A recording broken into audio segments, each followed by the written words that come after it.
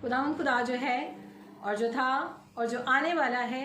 यानी कादर मुतलक फरमाता है, मैं अल्फ़ा और ओमेगा हूँ, और ज़िंदा खुदा के पाक और मुबारक नाम में आप सब की सलामती हो।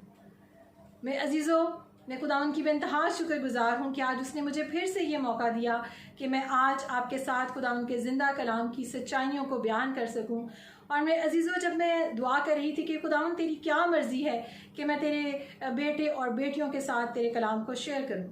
तो मैं अजीज़ों, खुदावंद ने जो आज कलाम मुझे दिया, मैंने खुद भी उसे बहुत बरकत पाई। और जब मैं खुदा मेरे दिल में इस बात को डाल रहा था, जब खुदा मुझसे बात कर रहा था, तो मेरे अजीज़ों,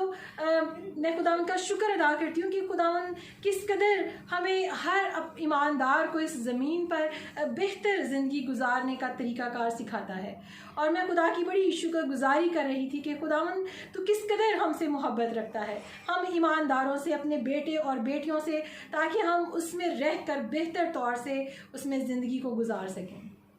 और मैं अजीज़ों, आज ख़ास तौर पर ईमानदारों के साथ, खिदमत गुज़ारों के साथ मैं खुदावंद के कलाम को शेयर करूँगी, ताकि हम सब जो ईमानदार हैं, हम सब जो खिदमत गुज़ार हैं, हम सब जो अपने खुदा के लिए, अपने रब के लिए इस ज़मीन पर ज़िंदगी को गुजार रहे हैं, हम ज़रूर उसके कलाम मुक़द्दस के असूलों को, उसके कलाम मुक़द्दस की तालीम को अपने सामने रखते हुए इस ज़मीन पर ज़िंदगी को गुजार सकें। और खुदावंद का कलाम बुनियादी तरजीहात को हमें सिखाता है। खुदावंद का कलाम बुनियादी तरजीहात, वो बेसिक प्रायोरिटीज़ जो हमारी ज़िंदगी में है, उस ताल्लुक़ से हमें सिखाता है कि हमें उनको किस तरतीब से लेकर चलना है, क्योंकि हमारा खुदा जो है वो तरतीब का खुदा है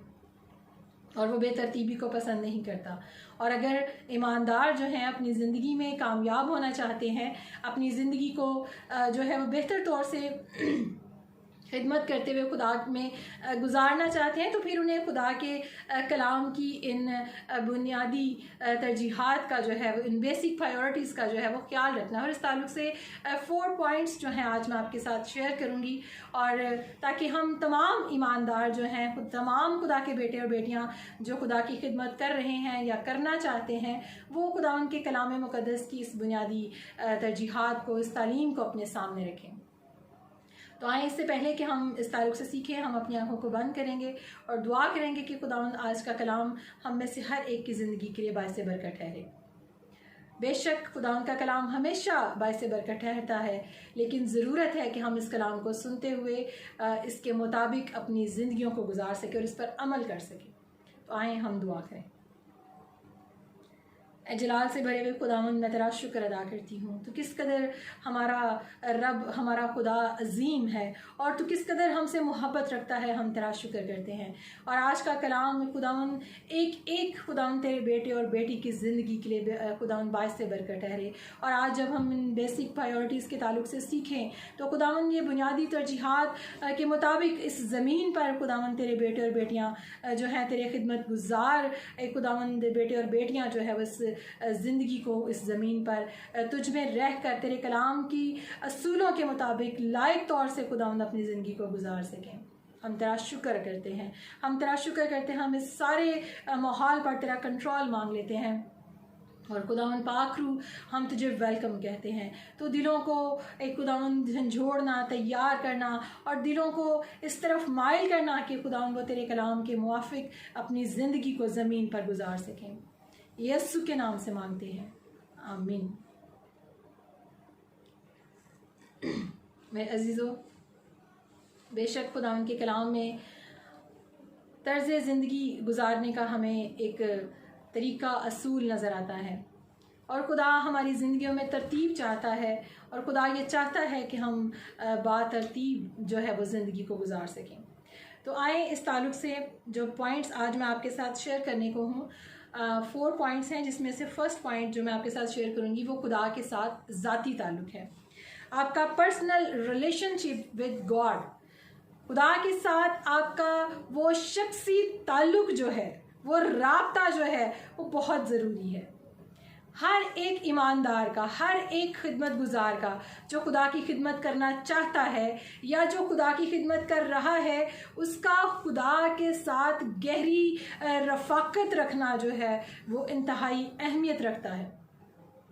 और मेरे अजीज़ों, इसीलिए खुदावंद के कलाम मुक़द्दस में से सबसे बड़ा और पहला हुक्म जो है वो यही है कि खुदावंद अपने खुदा से अपने सारे दिल, अपनी सारी जान, अपनी सारी ताकत और अपनी सारी अक्ल से मोहब्बत रख। और यही वो पहला हुक्म है जो खुदा ने हर ईमानदार को दिया है, जो खुदा ने हर एक जो उसके लिए अपना आप देता है उसे कहा है कि वो पहली मोहब्बत अपने खुदा से रखे। उसकी पहली मोहब्बत, उसका पहला दर्जा, उसकी फ़र्स्ट प्रायोरिटी जो है वो उसका खुदा होना चाहिए। और मेरे अजीज़ों, इस ताल्लुक़ से हम इस्तिस्ना उसका 30वां बाब उसकी 20वीं आयत को हम कलाम मुक़द्दस में से पढ़ेंगे। यहाँ पर खुदा के कलाम मुक़द्दस में लिखा है, इस्तिस्ना उसका 30वां बाब और उसकी 20वीं आयत में यूँ लिखा है, हम यहाँ पर पढ़ेंगे पुराने अहदनामा में, ताकि तू खुदावंद अपने खुदा से मोहब्बत रखे और उसकी बात सुने और उसी से लिपटा रहे, क्योंकि वही तेरी ज़िंदगी और तेरी उम्र की दराज़ी है, ताकि तू उस मुल्क में बसा रहे जिसको तेरे बाप दादा इब्राहिम और इसहाक और याकूब को देने की कसम खुदावंद ने उनसे खाई थी। आमीन। मेरे अजीज़ों, खुदावंद का कलाम इस ताल्लुक़ से हमें सिखाता है कि हमें हर बात में, हर वक्त, हर तरह से हमें सिर्फ़ और सिर्फ अपने खुदा ही से लिपटे रहना है। हमें अपने खुदा ही को अपनी ज़िंदगी में पहला दर्जा देना है और अपने खुदा से हमें मोहब्बत रखनी है और उसी से हमें लिपटे रहना है, उसी से हमें जुड़े रहना है, उसी के साथ हमें पेवस्त रहना है। और खुदावंद के कलाम मुक़द्दस में लिखा है, यूहन्ना की अंजील अगर हम पढ़ें तो वहाँ पर, अगर हम उसके 15वें बाब में अगर हम पढ़ें तो वहाँ पर लिखा है कि यीशु ने कहा कि अंगूर का हकीकी दरख्त मैं हूँ और तुम डालियाँ हो। और आप और मैं जो डालियाँ हैं, हमें अपने उस अंगूर के हकीकी दरख्त में पेवस्त रहना है। और मेरे अजीज़ों, एक फलदार ज़िंदगी गुजारने का बुनियादी जो तरीका है, बुनियादी जो वजह है वो यही है कि हमें अपने खुदा में मजबूत होना है। और अगर हम फलदार ज़िंदगी गुजारना चाहते हैं, अगर हम फलदार होना चाहते हैं, तो हमें मसीह यीशु में पेवस्त रहना है, हमें अपने खुदा में पेवस्त रहना है। और हम देखते हैं, जब हम पुराने अहदनामा में आदम और हवा की ज़िंदगी पर जब हम गौर करते हैं तो हम देखते हैं कि हवा ने अपनी ज़िंदगी में मादी चीज़ों को अहमियत दी। उसने उस फल को खाने को अहमियत दी जो कि एक मादी चीज़ थी, जो एक ख़त्म होने वाली चीज़ थी। और उसने दुनियावी चीज़ों को, मादी चीज़ों को अपनी ज़िंदगी में अहम जाना और उसकी वजह से हम देखते हैं कि उसकी ज़िंदगी का दर्जा जो पहला था वो खुदा ना ठहरा। फिर हम आदम की ज़िंदगी में देखते हैं कि आदम ने अपनी बीवी को पहला दर्जा दिया और उसने अपनी बीवी की बात मानी और यूं वो खुदा के अहकामात को पूरा करने में नाकाम हुआ। खुदा को पहला दर्जा देने में, खुदा के साथ अपनी गहरी कुर्बत के रिलेशनशिप में वो कमज़ोर हो गया और इस तरह से वो एक कामयाब ज़िंदगी को जो था वो ना गुजार सका। और मेरे अजीज़ों, आज तमाम ईमानदारों को, तमाम खिदमत गुजारों को जो उसकी खिदमत कर रहे हैं, अपनी ज़िंदगी को कामयाब गुजारने के लिए, अपने आप को फलदार बनाने के लिए ज़रूर है कि उनकी गहरी कुर्बत जो है वो अपने खुदा के साथ हो। और मेरे अजीज़ों, खुदा तरतीब का खुदा है और उसने इस कायनात में भी हमें उसकी सारी तरतीब नज़र आती है। और जब हम इन पॉइंट्स को जो आज मैं आपके साथ शेयर कर रही हूँ, जब हम इसके मुताबिक, इस खुदा के कलाम के असूलों के मुताबिक तरतीब से अपनी ज़िंदगी को गुजारते हैं तो हम फलदार होंगे, हम कामयाब होंगे। हमारी खिदमत भी जो है वो मौसर होगी जब आपका रिलेशनशिप खुदा के साथ जो है वो मजबूत होगा। और मेरे अजीज़ों, ईमानदारों को अपने रिलेशनशिप को खुदा के साथ जो है वो मजबूत रखने की, दुआ में, कलाम में वक्त गुजारने की ज़रूरत है। खुदा की हजूरी में उसके कदमों में बैठने की ज़रूरत है, उसकी आवाज़ को सुनने की ज़रूरत है, उससे अपना राब्ता कायम रखने की ज़रूरत है। और मेरे अजीज़ों, जब हम अपनी ज़िंदगी को उसके साथ गुजारते हैं तो फिर हमारी मुनादी करना जो है वो भी फलदार साबित होता है। और मुनादी करना कोई खुदा के साथ रिलेशनशिप नहीं है। मुनादी करना ये नहीं कि अगर हम मुनादी करें, हम मुनाद हैं या हम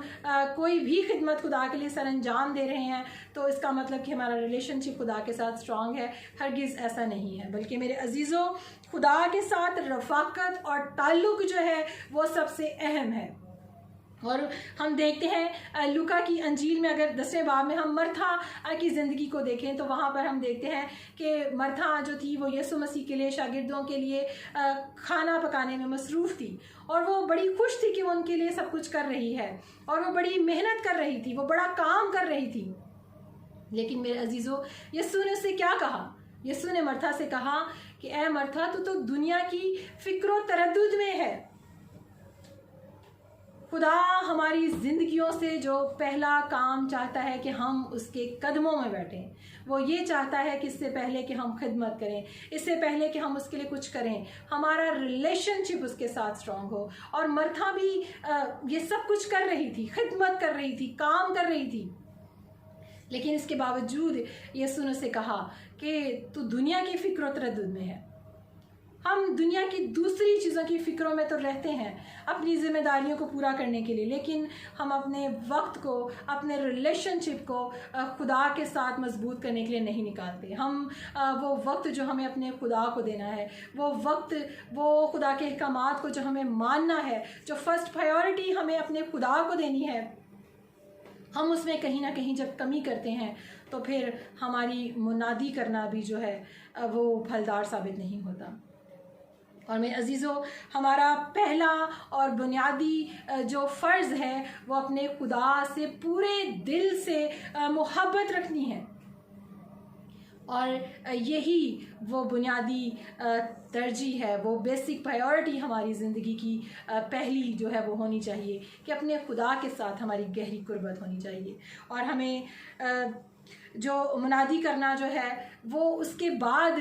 वो काम खुदा ईमानदारों की ज़िंदगी में उन्हें सौंपता है कि जब उनका रिलेशनशिप खुदा के साथ स्ट्रॉन्ग हो जाता है। और मैं अजीज़ों, दूसरा पॉइंट जो मैं आपके साथ शेयर करूँगी वो है ख़ानदान।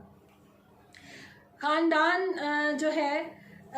वो हमारी ज़िंदगी में बड़ा अहम है और हम देखते हैं कि खुदा ने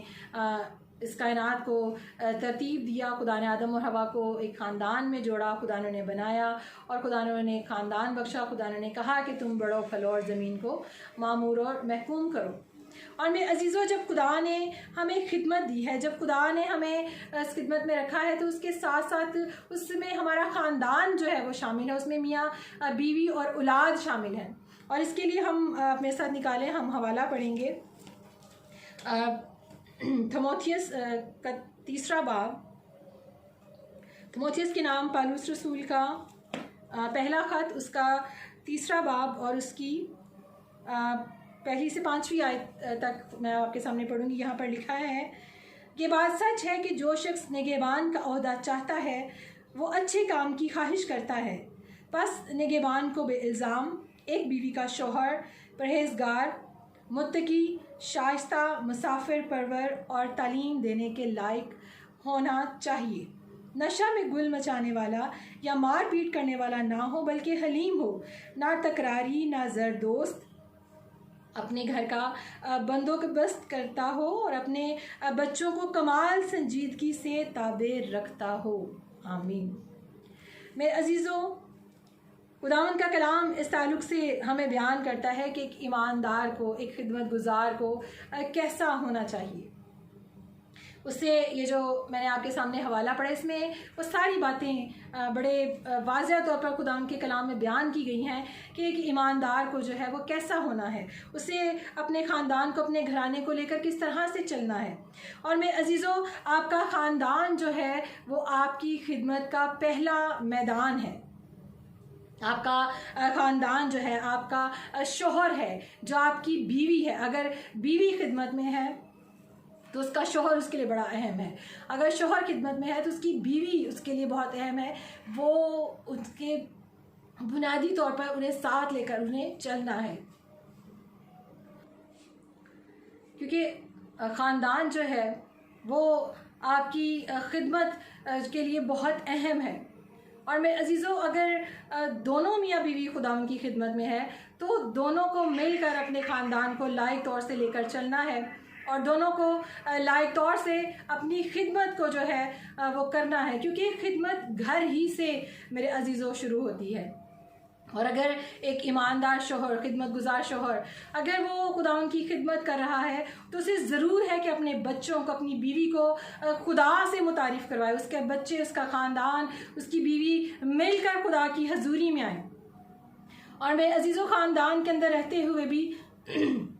जो उसकी तरतीब है, उसके अंदर भी पहले बीवी है, बाद में बच्चे हैं। और मेरे अजीज़ों, एक खिदमत गुजार को ज़रूर अपने बीवी और बच्चों के साथ जो है वो खुदावंद में वक्त गुजारना है। उसे अपने बीवी और बच्चों के तमाम हकूक़ और फ़राइज़ को जो है वो पूरा करना है। और क्योंकि मेरे अजीज़ों, अगर खुदावंद के कलाम मुक़द्दस में जैसा कि हम पढ़ते हैं कि अगर एक खिदमत गुजार, एक निगहबान जो है वो अपने घर ही का निज़ाम नहीं चला सकता, तो वो खुदा की कलीसिया को जो है वो कैसे लेकर चल सकता है। और उसे एक बड़ी कलीसिया को चलाने के लिए, एक ईमानदारों की बड़ी जमायत को चलाने के लिए उसे ज़रूर है कि पहले अपने ख़ानदान को बेहतर तौर से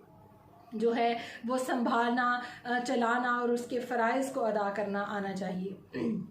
और मेरे अजीज़ों, अगर जो ईमानदार हैं, जो खिदमत गुजार है, अगर वो खिदमत में तो है लेकिन अगर उसकी बीवी और उसके बच्चे खुदा से दूर हैं, अगर उसकी घराना खुदा से दूर है, तो मेरे अजीज़ों उसकी खिदमत जो है वो मौसर साबित नहीं हो सकती। और खुदा की खिदमत करने के लिए, खुदा में उसके खुदा के काम को करने के लिए खुदा जो पहले आपसे चाहता है कि आप अपने ख़ानदान पर काम करें,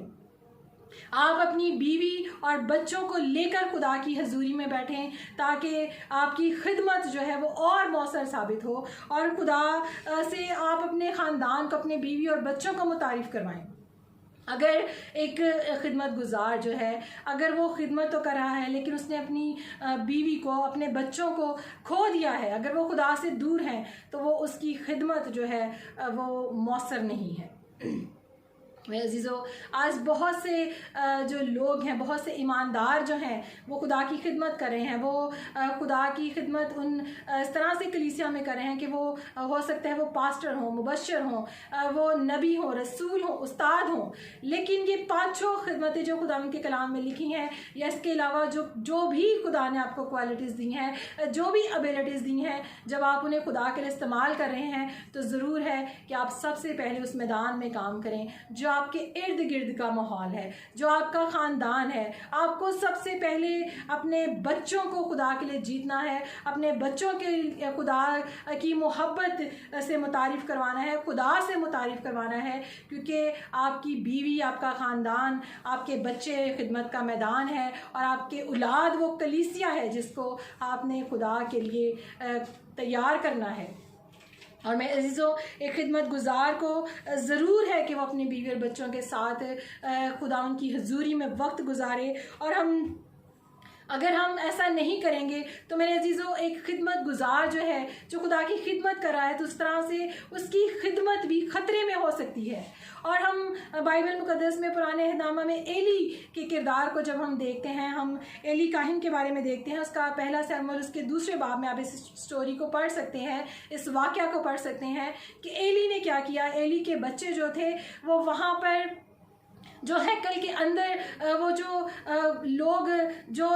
लेकर दैयकियाँ आते थे, उस थैली में से वो चुराते थे और वो औरतों के साथ ज़िना करते थे। और एली ने अपने बच्चों को ना डांटा, ना रोका, उसने अपने ख़ानदान को लायक तौर से उसकी तरबियत ना की। और हम देखते हैं कि खुदा एली से खुश ना हुआ,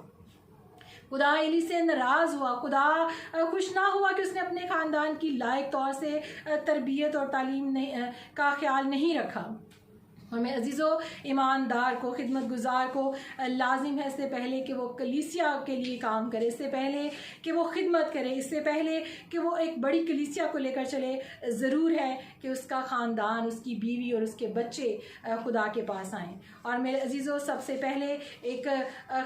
खिदमत गुजार को, चाहे वो कोई मर्द है या चाहे कोई औरत है, उसे सबसे पहले अपने ख़ानदान पर काम करना है, अपने ख़ानदान को मसीह के लिए जीतना है, अपने ख़ानदान को, अपने उस घराने के उन बुनियादी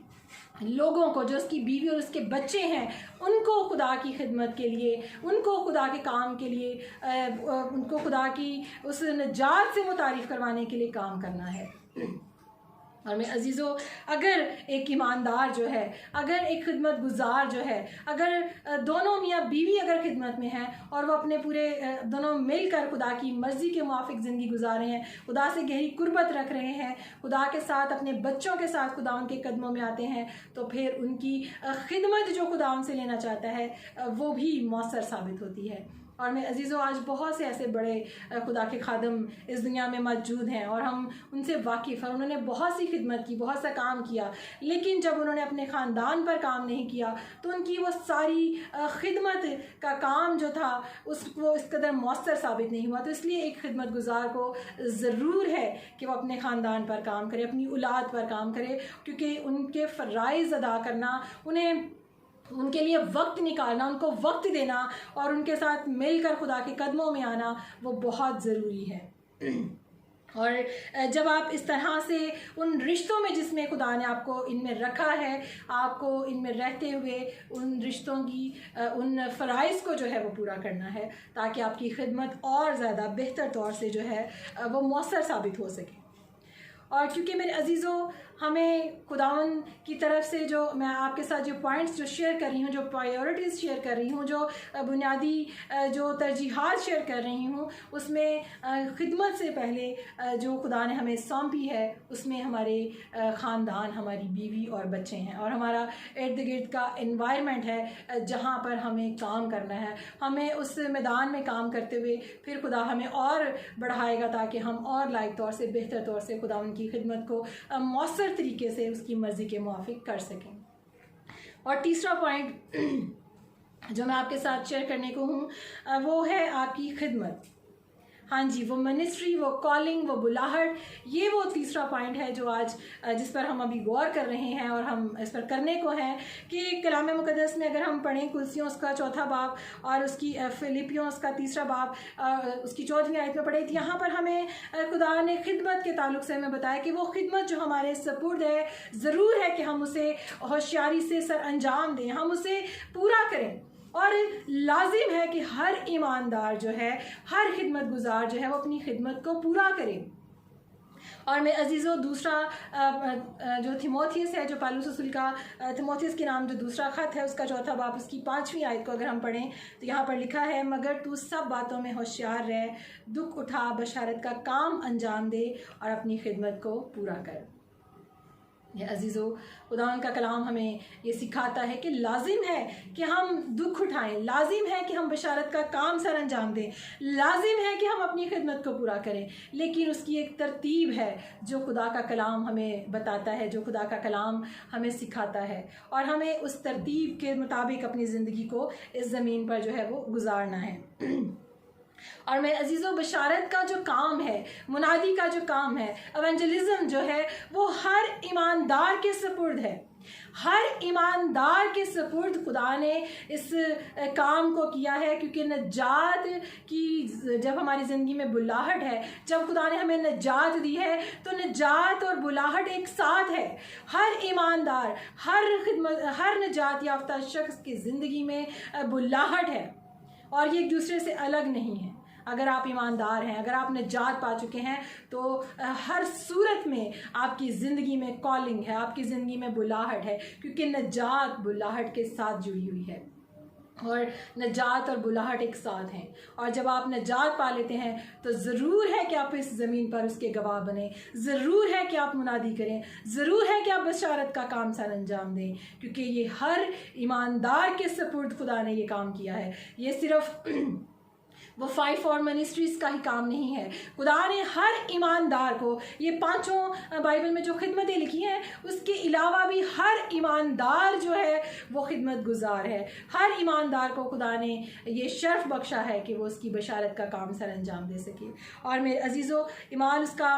1 बाब उसकी 8वीं आयत के मुताबिक अगर हम देखें तो वहाँ पर लिखा है कि जब रूहुल कुद्स तुम पर नाजिल होगा तो तुम कुव्वत पाओगे और यरूशलेम और तमाम यहूदिया और सामरिया में, बल्कि ज़मीन की इंतहा तक मेरे गवाह ठहरोगे। और मेरे अजीज़ों, खुदावंद का कलाम हर ईमानदार को गवाह ठहराता है। खुदावंद का कलाम हर ईमानदार को गवाही देने वाला बनाता है। और मेरे अजीज़ों, ज़रूर है कि हर ईमानदार जो है वो खुदा की खिदमत को करे, बशारत को करे। और ज़रूर है कि हम यरूशलेम से अपनी खिदमत का आगाज़ करें। हमें इससे पहले कि हम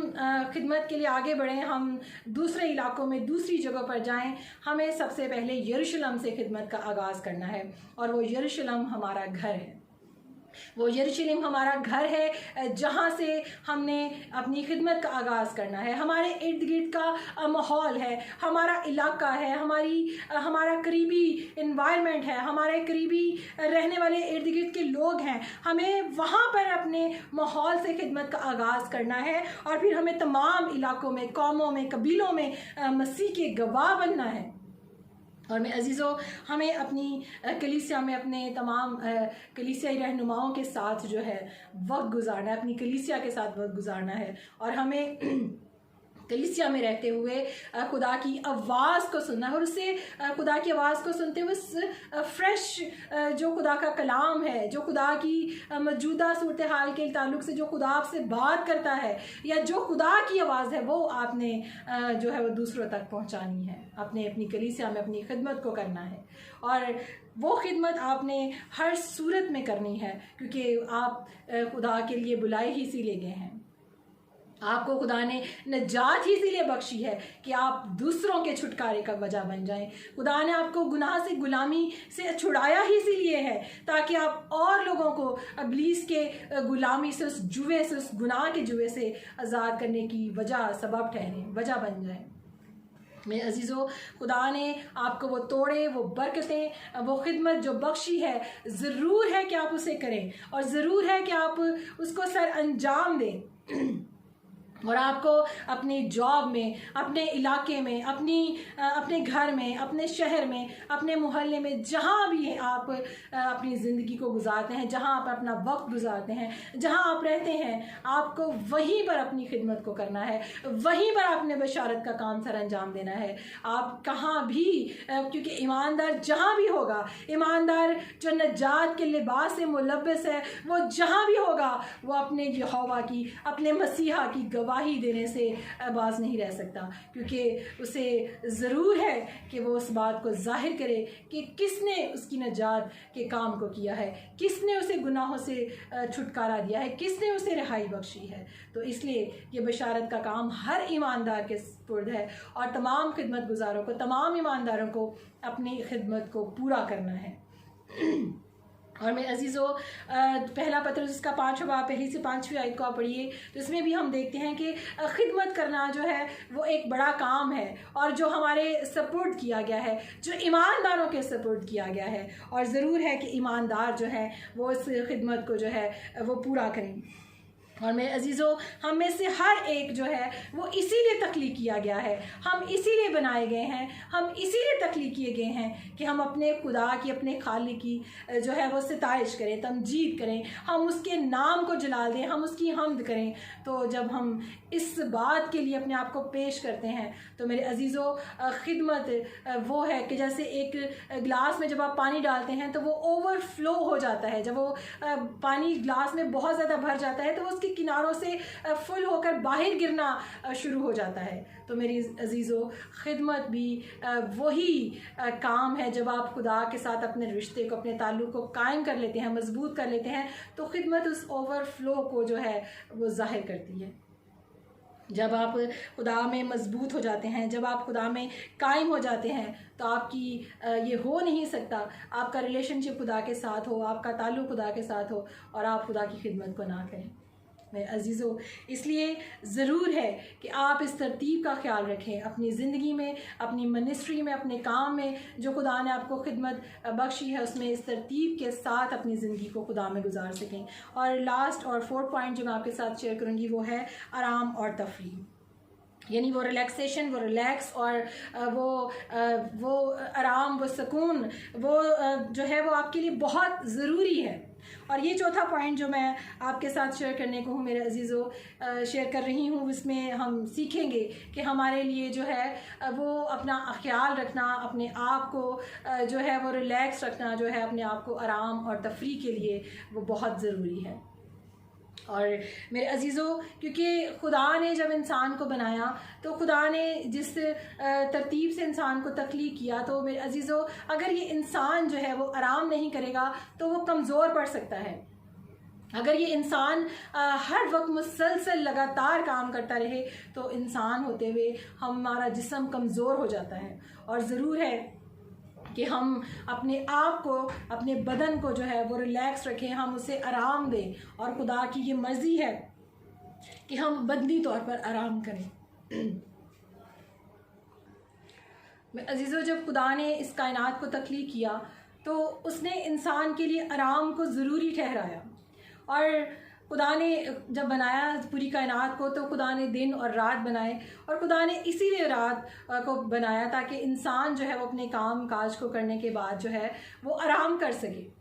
और अगर एक खिदमत गुजार जो है, अगर एक जो खिदमत करने वाला शख्स है या करने वाली खातून है, अगर वो जो भी खुदा ने आपकी बुलाहट रखी, आपकी खिदमत रखी है, और अगर आप आराम नहीं करेंगे, आप मुसलसल काम करते रहेंगे, अपनी नींद का, अपने बदन का, अपनी बदन की नशोनुमा का ख्याल नहीं रखेंगे, तो मेरे अजीज़ों आपकी खिदमत भी है जो है वो आप उसे बेहतर तौर से नहीं कर सकते। इसलिए एक ईमानदार को जो है वो अपने बदन का, अपने बदन के अज़ा का, अपनी सेहत और तंदुरुस्ती का जो है वो ख्याल रखना बहुत ज़रूरी है। अपने बदन के रिलैक्स होने का ख्याल रखना बहुत ज़रूरी है। और ज़रूर है कि उसके लिए ईमानदार जो हैं वो जिस चीज़ में कंफर्टेबल अपने आप को फ़ील करते हैं वो एक्सरसाइज कर सकते हैं, वो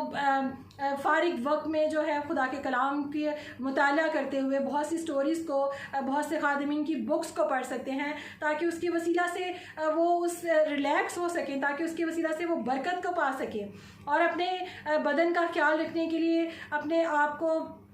ऐसी खुराक का ख्याल रखना, अपने आराम का ख्याल रखना, अपने बदन की नशोनुमा का ख्याल रखना जो है वो एक ईमानदार के लिए बहुत ज़रूरी है, ताकि वो खुदा की खिदमत को बेहतर तौर से कर सके।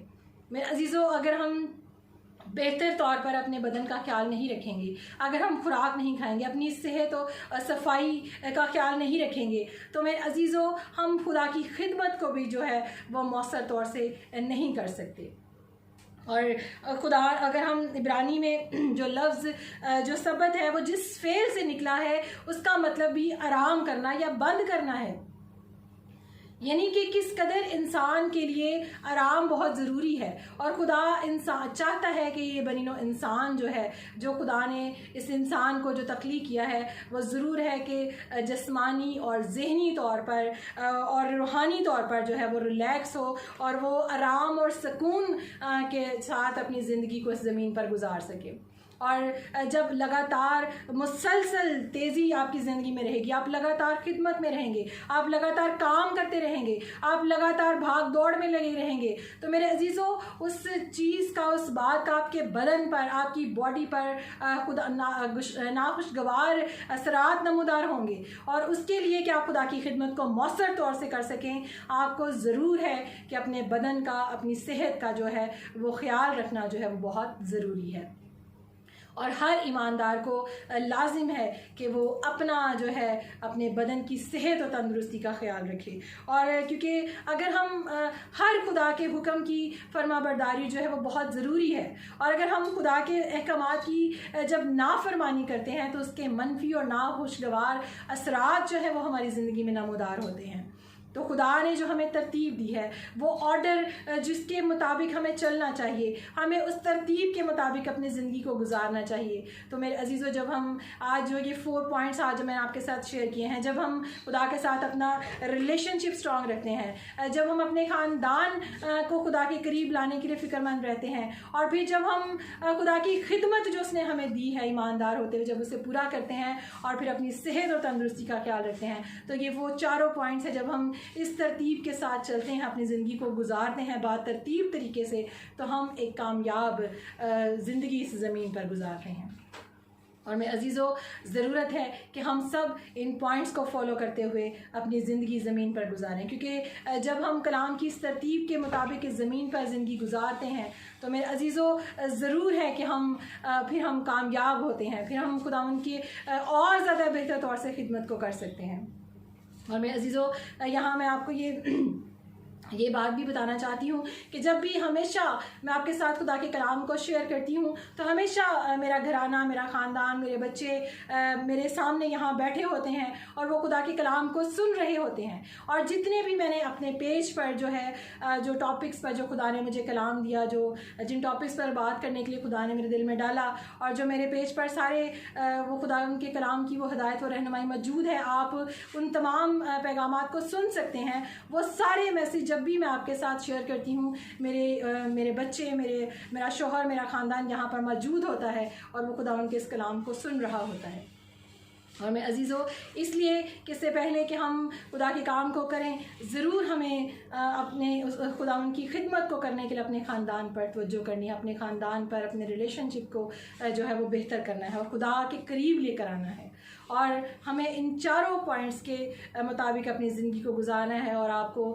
बेशक इस ज़मीन पर मुसलसल खिदमत करते हुए, काम करते हुए आप बहुत से लोगों तक नहीं जा सकते, आप बहुत से इलाकों तक, बहुत सी जगहों तक नहीं जा सकते, लेकिन अगर आप अपनी सेहत का भी ख्याल नहीं रखेंगे तो आपकी खिदमत जो है वो मौसर नहीं होगी, आप कमज़ोर पड़ जाएंगे, आप बीमार पड़ जाएंगे, और तो फिर उस तरह से आप अपनी खिदमत को नहीं कर सकते। तो खुदा की ये मर्ज़ी है कि आप अपनी सेहत का ख्याल रखें, अपने ऊपर तवज्जो दें, अपने आप का ख्याल रखें। तो खुदावंद आप सबको इन 4 पॉइंट्स के मुताबिक, इन 4 पॉइंट्स की तरतीब के मुताबिक अपनी ज़िंदगी गुजारने का फ़ज़ल बख्शे। और मैं ईमान रखती हूँ कि यकीनन आप सब के लिए खुदावंद का ये कलाम बाइसे बरकत ठहरा है और आप सब खुदावंद के कलाम के मुताबिक कोशिश करेंगे कि जितने खिदमत गुजार हैं, जो खुदावंद की खिदमत कर रहे हैं और करना चाहते हैं, वो इन पॉइंट्स के मुताबिक अपनी ज़िंदगी को गुजारने की कोशिश करेंगे। खुदावंद मुझे और आप सबको अपने कलाम के मुताबिक यूं ही इस ज़मीन पर कायम रहने की और ज़िंदगी गुजारने की तौफीक बख्शे। खुदा आप सबके साथ हो, खुदा आप सबको अपने में बढ़ाता चला जाए। और हम खुदा का शुक्र करते हैं कि हम सोशल मीडिया के ज़रिए से एक दूसरे से मिल सकते हैं, बातचीत कर सकते हैं, राब्ता रख सकते हैं। और मेरे अजीज़ों, मैं इस बात की भी बहुत शुक्रगुजार हूँ कि आप सब जो मुझे कॉल्स करते हैं, मुझे मैसेजेस करते हैं और मेरे से बात करना चाहते हैं। मैं इस बात के लिए आप सबसे माजरत चाहती हूँ कि मेरे लिए सबसे बात करना मुमकिन नहीं है। और ज़रूर अगर आप अपनी रिक्वेस्ट भेजना चाहते हैं या आपकी फैमिली कोई प्रॉब्लम है या कोई भी ऐसी बात है, तो आप मुझे मैसेज कर सकते हैं। और जो भी आप किसी बात में रहनुमाई खुदा के कलाम की चाहते हैं, तो आप मुझे मैसेजेस कर दिया करें इनबॉक्स में या मैसेंजर्स पर, तो मैं उनको पढ़कर ज़रूर उनके मुताबिक खुदा के कलाम को आपके साथ शेयर करूँगी। उसके लिए मैं आप सब का बहुत शुक्रगुजार हूँ कि आप सब जो खुदा के कलाम को सुनते हैं, और आप सब ज़रूर खुदा के कलाम को दूसरों तक पहुँचाएँ, दूसरों तक फैलाएँ, क्योंकि आज इस पूरी कायनात में तमाम इंसानों को खुदा के कलाम की ज़रूरत है। और हमारा जो फ़र्ज़ है, हमारा जो काम है, हमें उसे पूरा करना है। बाकी खुदा का पाक रूह है जो दिलों को तैयार करता है, लेकिन जो हमें करना है, जो हमारा काम है, जो हमारी खिदमत है, हमें उसे पूरा करना है। और खुदा का पाक रूह खुद ही लोगों के दिलों को तैयार करता है कि वो खुदा के कलाम के मुताबिक जो है वो अपनी ज़िंदगी को गुजार सकें। God bless you all.